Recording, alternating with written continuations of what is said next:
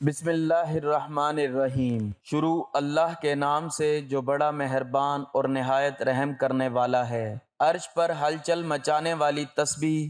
نماز فجر کے بعد جو یہ تسبیح پڑھتا ہے پھر سورج نکلنے سے پہلے پہلے اللہ اس کی سن لیتا ہے۔ محترم ناظرین، اللہ رب العزت کی صفات عالیہ میں ایک بہت نمایاں صفت اللہ کی شان رحمت ہے۔ اسماء حسنہ میں الرحمن اور الرحیم دونوں اسی صفت کے ترجمان ہیں، اور ان میں اللہ کی رحمت کی کثرت، عموم، تسلسل اور دوام سب کی طرف اشارہ موجود ہے۔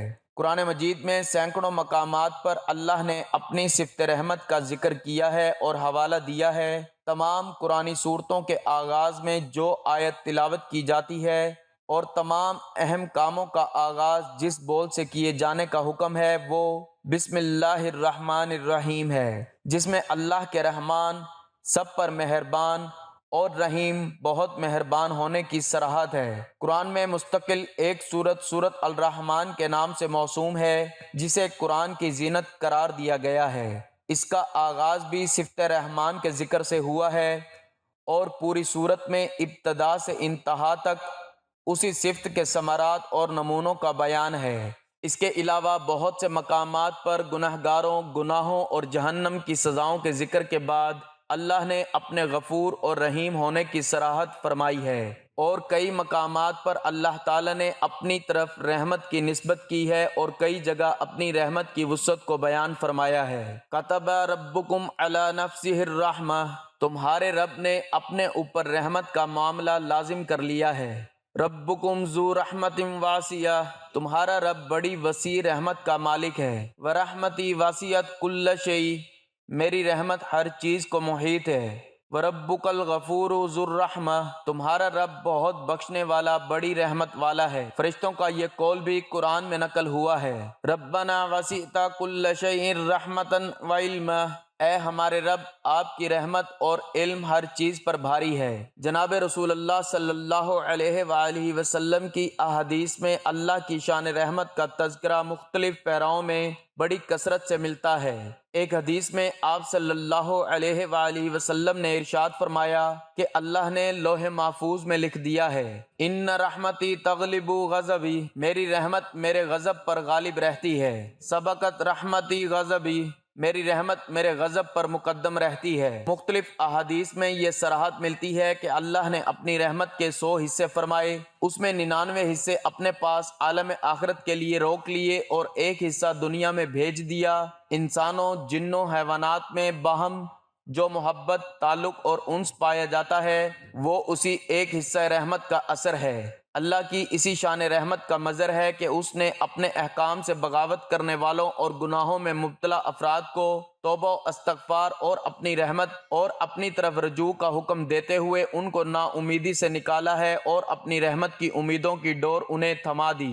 چنانچہ فرمایا، اے میرے وہ بندو جنہوں نے اپنی جانوں پر زیادتی کر رکھی ہے، اللہ کی رحمت سے مایوس نہ ہو، یقین جانو اللہ سارے گناہوں کو معاف کر دیتا ہے، یقیناً وہ بہت بخشنے والا، بڑا مہربان ہے۔ بس تم اپنے رب سے لو لگا لو، لا تیأسوا من روح اللہ، تم اللہ کی رحمت سے نا امید مت ہو جاؤ۔ واقعہ یہ ہے کہ اللہ کی رحمت بہانہ ڈھونڈتی ہے، اور بسا اوقات بندوں کی بہت چھوٹی نیکیاں بلکہ دل سے احساس ندامت، آنکھوں کے چند قطرے اور معافی کے بول اللہ کی رحمت کو جوش دینے میں کامیاب ہو جاتے ہیں، اور انہی پر بے سان و گمان اللہ کی طرف سے تمام گناہوں کی مغفرت اور جنت و رحمت کا فیصلہ ہو جاتا ہے۔ احادیث میں جگہ جگہ ذکر آیا ہے کہ ایک بدکار عورت کو صرف پیاسے کتے کو پانی پلانے کے عمل پر اللہ کی طرف سے مغفرت عطا فرما دی گئی۔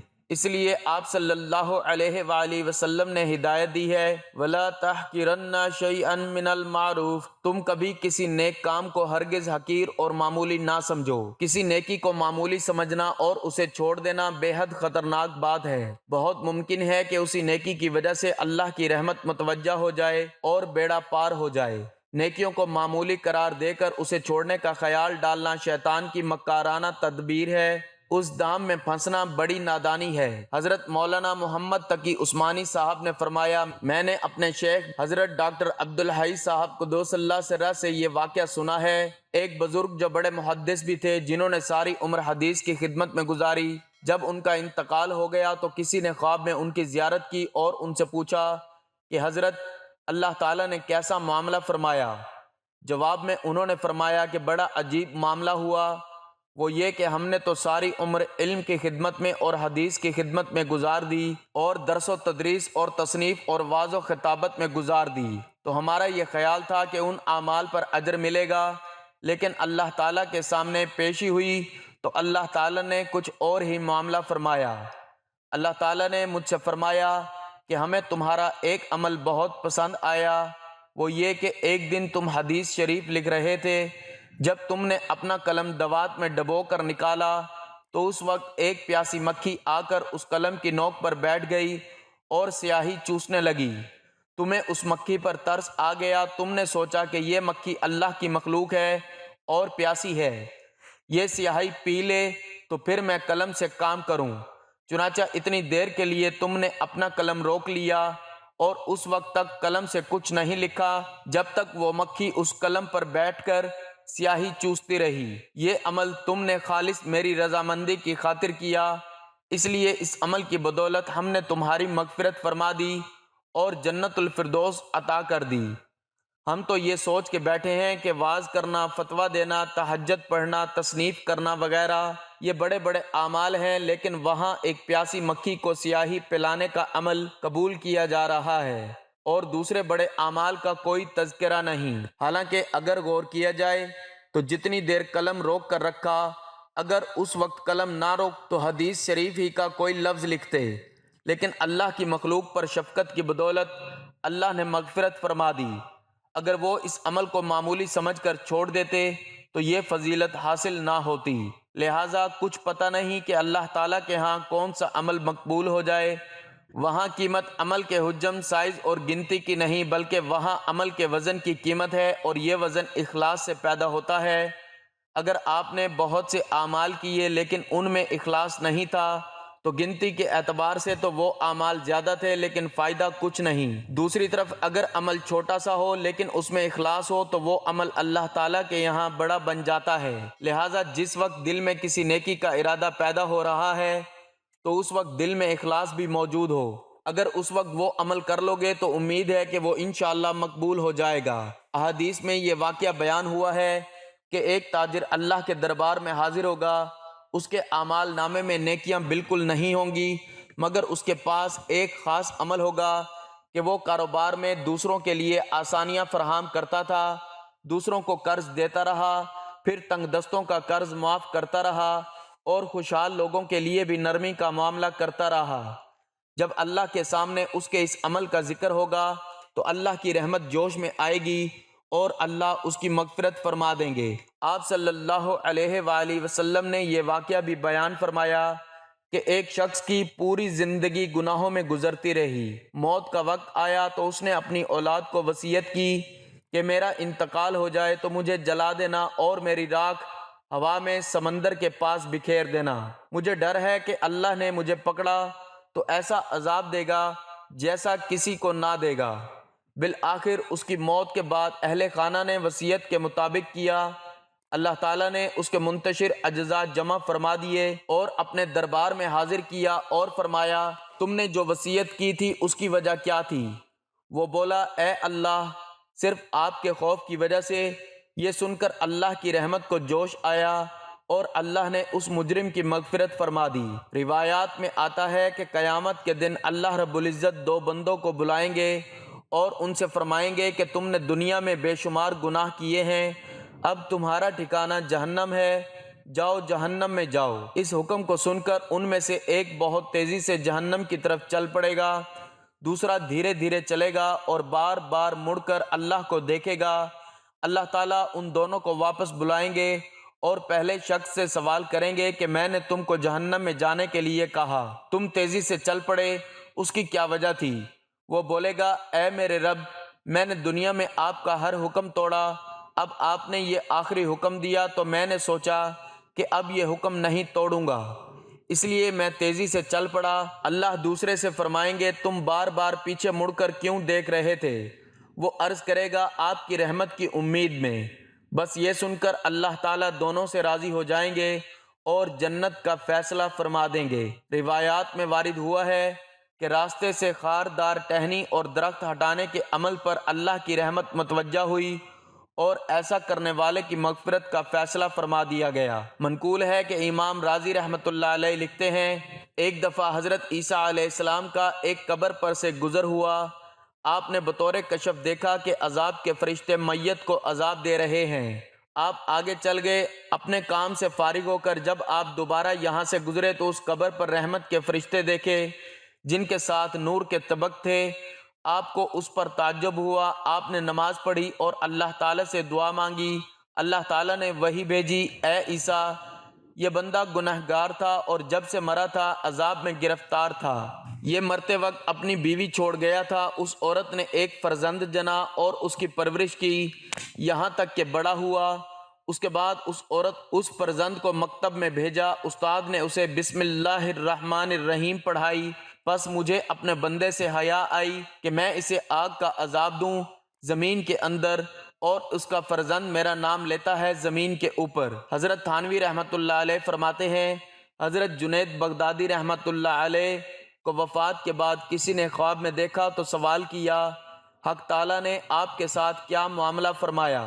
آپ نے کہا، یعنی سارے علوم و حقائق وغیرہ فنا ہو گئے، یہاں کچھ کام نہ آئے، اگر کچھ کام آئیں تو صرف وہ چھوٹی چھوٹی رکعتیں کام آئیں جو میں آدھی رات کو پڑھا کرتا تھا، یعنی تہجد۔ ایک مجلس میں اللہ کی وسعت رحمت کا ذکر کرتے ہوئے رسول اللہ صلی اللہ علیہ وآلہ وسلم نے فرمایا، سب سے آخر میں جو گناہگار جہنم سے نکالا جائے گا اس کی کیفیت یہ ہوگی کہ باہر نکل کر بھی اس کا رخ جہنم کی طرف رکھا جائے گا اور وہ جھلس رہا ہوگا۔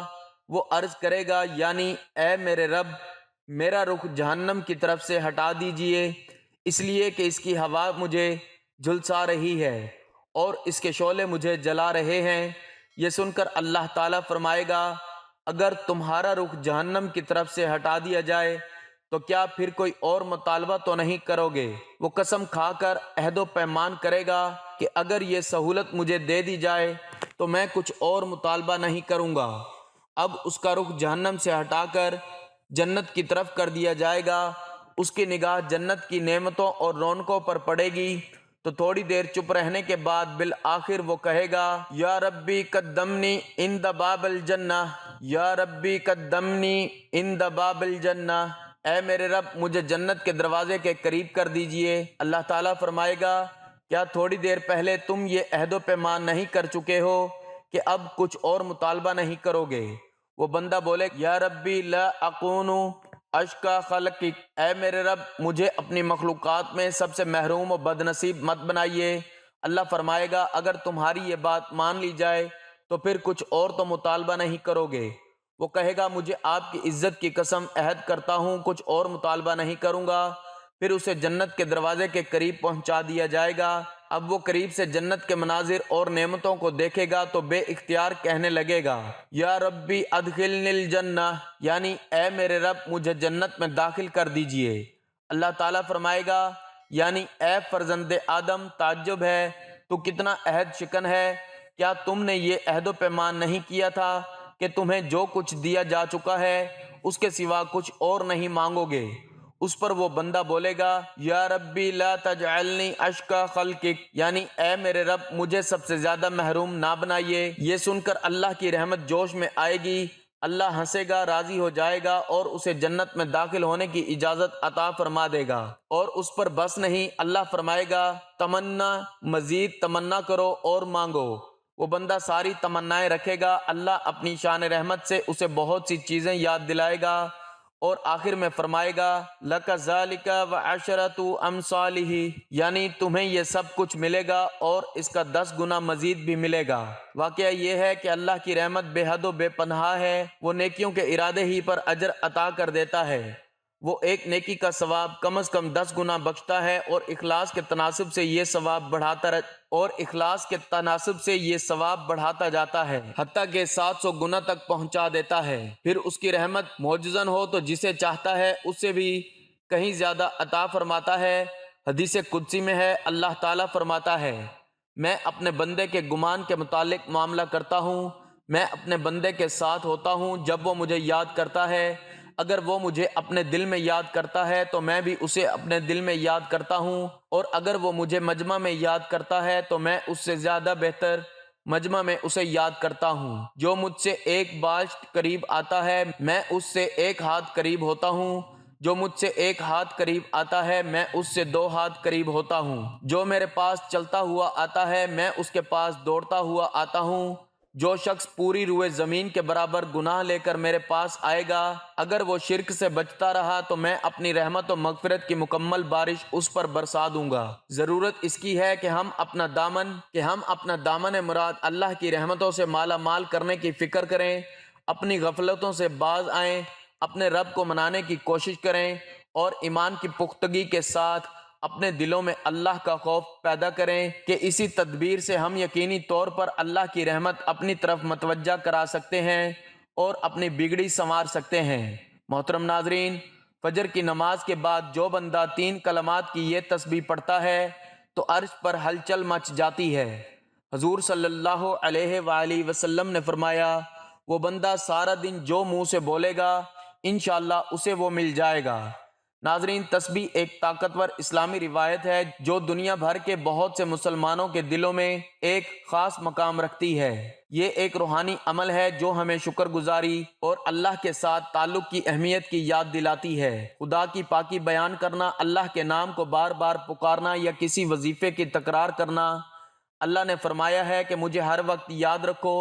حضور صلی اللہ علیہ وآلہ وسلم نے فرمایا کہ جو شخص صبح نماز فجر کے بعد یہ تسبیح پڑھے گا تو قیامت کے دن اس سے افضل عمل کسی کا نہیں ہوگا سوائے اس شخص کے جس نے اس کے برابر یا اس سے زیادہ بار ان کلمات کو پڑھا ہو۔ اس تسبیح کو پڑھنے سے نہ صرف گناہ معاف ہوتے ہیں بلکہ پڑھنے والے کی دن بھر کی تمام حاجتوں کو پورا کر دیا جاتا ہے۔ اس تسبیح کو پڑھنے والے کی تمام پریشانیوں کو دور کر کے اللہ اسے بے شمار رزق دیتا ہے۔ حضرت ابو علی شفیق بلخی رحمۃ اللہ علیہ ایک خاص واقعے سے متاثر ہو کر طائب ہوئے تھے۔ وہ واقعہ یہ تھا کہ جب آپ بغرض تجارت ترکی پہنچے تو وہاں کا ایک مشہور بت کدہ دیکھنے پہنچ گئے اور وہاں ایک پجاری سے ایک سوال کیا جس پر اس نے جواب دیا، آپ جو حصول رزق کے لیے دنیا بھر میں تجارت کرتے پھرتے ہیں اس سے ندامت نہیں ہوتی، اور کیا آپ کا خالق گھر بیٹھے رزق پہنچانے پر قادر نہیں ہے؟ بت پرست کی بات دل پر اثر کر گئی۔ آپ اسی وقت وطن واپس چل پڑے۔ راستے میں کسی نے آپ سے آپ کا پیشہ دریافت کیا۔ آپ نے فرمایا، میں تجارت کرتا ہوں۔ اس نے آپ کی اس بات پر آپ کو طعنہ دیتے ہوئے کہا، آپ کے مقدر کا جو کچھ ہے وہ تو گھر بیٹھے بھی میسر آ سکتا ہے، لیکن میں یہ سمجھتا ہوں کہ شاید آپ خدا پر شاکر نہیں ہیں۔ اس واقعے سے آپ اور زیادہ متاثر ہوئے، اور جب گھر پہنچے تو معلوم ہوا کہ شہر کے ایک سردار کا کتا گم ہو گیا ہے اور شب میں آپ کے ہمسایہ کو گرفتار کر لیا گیا ہے۔ چنانچہ آپ نے سردار کو یقین دلا کر کہا، تمہارا کتا 3 یوم کے اندر اندر مل جائے گا۔ اپنے ہمسایہ کو رہا کروا لیا، اور جس نے کتا چوری کیا تھا وہ تیسرے دن آپ کے پاس کتا لے کر پہنچ گیا۔ اس پر آپ نے سردار کے ہاں کتا بھجوانے کے بعد دنیا سے کنارہ کشی کر لی۔ فجر کی نماز کے بعد اس فضیلت اور برکت والی تسبیح کو جو بندہ پڑھتا ہے تو عرش پر ہلچل مچ جاتی ہے۔ اللہ تعالیٰ اپنے بندے کی حاجت کو پورا کروانے کے لیے فرشتوں کی دوڑیں لگوا دیتے ہیں۔ اس کے ہر معاملات میں اللہ غیبی مدد کرتے ہیں۔ اس کے منہ سے نکلے ہوئے ہر لفظ پر اللہ کن لکھ دیتا ہے۔ حضرت عبداللہ بن عمر رضی اللہ تعالیٰ عنہ روایت کرتے ہیں کہ ایک شخص حضور صلی اللہ علیہ وآلہ وسلم کی خدمت میں حاضر ہوا اور اپنی تنگ دستی کا شکوہ کرنے لگا تو آپ صلی اللہ علیہ وآلہ وسلم نے اس شخص سے فرمایا، کیا تمہیں وہ تسبیح بھول گئی جو ملائکہ کی تسبیح ہے، تمام مخلوقات کی تسبیح ہے، جس کے ذریعے سب کو رزق دیا جاتا ہے؟ حضرت عبداللہ بن عمر رضی اللہ تعالیٰ عنہ نے عرض کیا کہ یا رسول اللہ صلی اللہ علیہ وآلہ وسلم، وہ کون سی تسبیح ہے؟ آپ پہلے ٹیک لگا کر تشریف فرما رہے تھے تو آپ سیدھے ہو کر بیٹھ گئے۔ آپ صلی اللہ علیہ وآلہ وسلم نے فرمایا کہ اے ابن عمر، صبح نماز فجر کے بعد یہ کلمات پڑھ لو تو دنیا تمہارے پاس ذلیل و خوار ہو کر آئے گی، اور اللہ تعالیٰ ہر اس کلمے کے بدلے جو تم کہو گے ایک فرشتہ پیدا فرمائیں گے جو قیامت تک تسبیح بیان کرتا رہے گا، اور اس کا ثواب تمہیں ملتا رہے گا۔ حضرت مالک دینار رحمۃ اللہ علیہ فرماتے ہیں کہ جب میں نے ایک دن حضرت حسن بصری رحمۃ اللہ علیہ سے یہ پوچھا کہ لوگوں کی تباہی کس چیز میں پوشیدہ ہے تو آپ نے فرمایا کہ وہ مردہ دلی میں ہے۔ میں نے پوچھا مردہ دلی کا کیا مطلب ہے؟ حضرت نے فرمایا دنیا کی جانب راغب ہو جانا مردہ دلی ہے۔ ناظرین، یہ بہت ہی پیاری اور بہت طاقتور تسبیح ہے۔ اس تسبیح کو فجر کی نماز کے بعد پڑھیں، اللہ آپ کو دینی اور دنیاوی نعمتوں سے مالا مال کر دے گا۔ انشاءاللہ آپ کی تمام دنیاوی پریشانیاں دور ہو جائیں گی۔ اسے پڑھنے کا معمول بنا لیں، اللہ تعالیٰ آپ کی تمام جائز حاجتوں کو پورا فرما دے گا۔ وہ تسبیح ہے سبحان اللہ و بحمدہ سبحان اللہ العظیم۔ صبح فجر کی نماز ادا کرنے کے بعد آپ نے سب سے پہلے حضور پاک صلی اللہ علیہ وآلہ وسلم کی ذات پر درود پاک کا نذرانہ پیش کرنا ہے۔ درود پاک آپ کوئی سا بھی پڑھ سکتے ہیں، ایک بار ثواب کی نیت سے میرے ساتھ بھی پڑھ لیں۔ اللہم صلی علی محمد وعلی آل محمد کما صلیت علی ابراہیم وعلی آل ابراہیم انک حمید مجید۔ اللہم بارک علی محمد وعلی آل محمد کما بارکت علی ابراہیم وعلی آل ابراہیم انک حمید مجید۔ درود پاک پڑھ کر آپ نے ایک تسبیح سبحان اللہ و بحمدہ سبحان اللہ العظیم، سبحان اللہ و بحمدہ سبحان اللہ العظیم کی پڑھنی ہے، اور اس کے بعد آپ نے ہاتھوں کی انگلیوں پر یا تسبیح کے دانوں پر 11 مرتبہ سورۃ الکوثر پڑھنی ہے۔ انا اعطیناک الکوثر فصل لربک وانحر ان شأنک ھو الابتر۔ اس کے بعد آپ نے ایک تسبیح استغفر اللہ کی پڑھ کر آخر میں درود پاک پڑھنا ہے جو شروع میں پڑھا تھا۔ یہ وظیفہ پڑھتے ہی انشاءاللہ آپ کی دن بھر کی تمام حاجات پوری ہو جائیں گی، اور اللہ تعالیٰ آپ کو اپنے غیبی خزانے سے اتنا رزق، اتنی دولت عطا کرے گا کہ آپ حیران رہ جائیں گے۔ آپ کے رزق کے تمام مسائل حل ہو جائیں گے انشاءاللہ۔ اللہ تعالیٰ سے دعا ہے کہ اے میرے پروردگار، ہم سب کی تمام جائز حاجات کو پورا فرما اور ہم سب کو بہتر عمل کرنے کی توفیق عطا فرما، آمین ثم آمین۔ ناظرین، گزارش ہے کہ اللہ تعالیٰ کے 99 ناموں میں سے کوئی ایک نام لکھ کر کمنٹس میں ضرور شیئر کریں۔ اللہ تعالیٰ ہم سب کا حامی و ناصر ہو، آمین، جزاک اللہ۔